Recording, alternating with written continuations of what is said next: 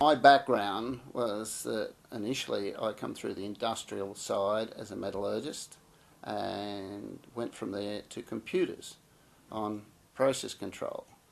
And it's only a small step, process control of industrial applications to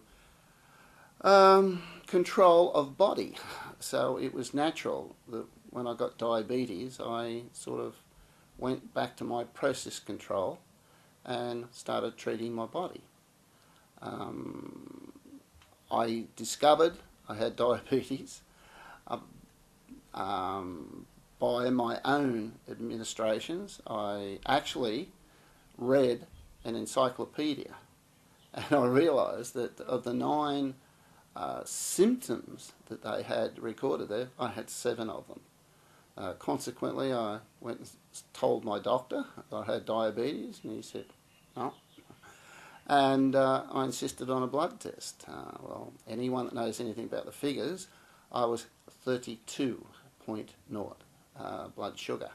And they were looking for me to put me into hospital.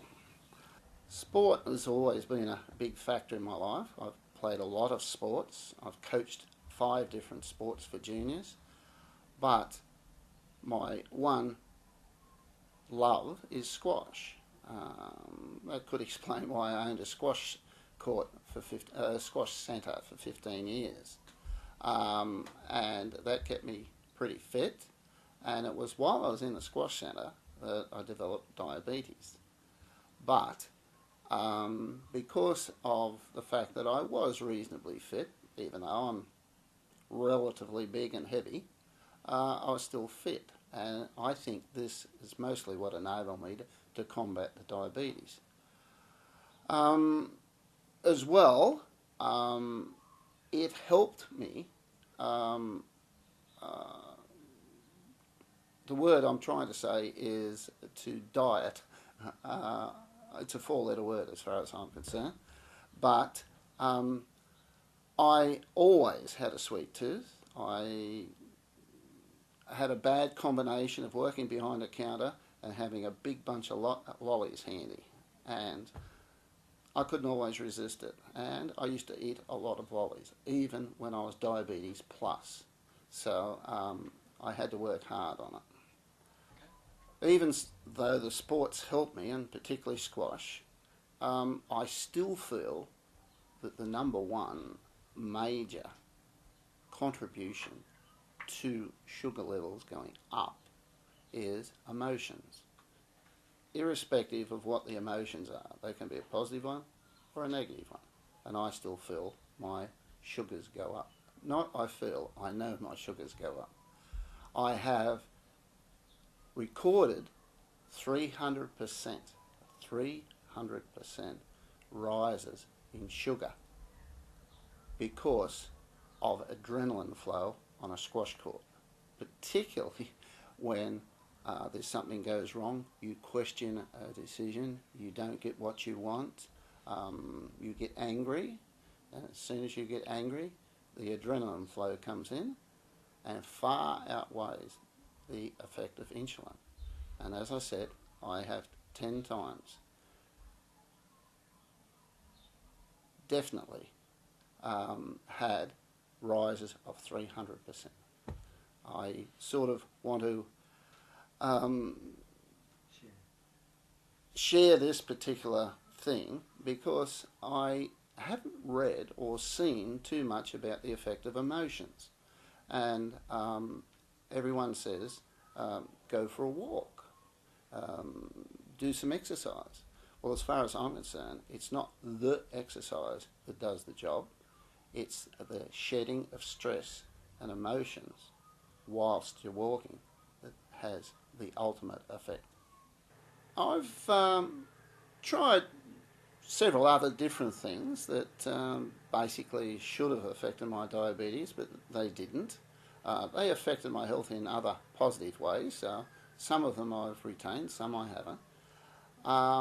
Then along came Eleotin, and to me it was just another try at something that might or might not work. I started taking it, and after 4 days, I felt a change. I felt my sugars were starting to improve.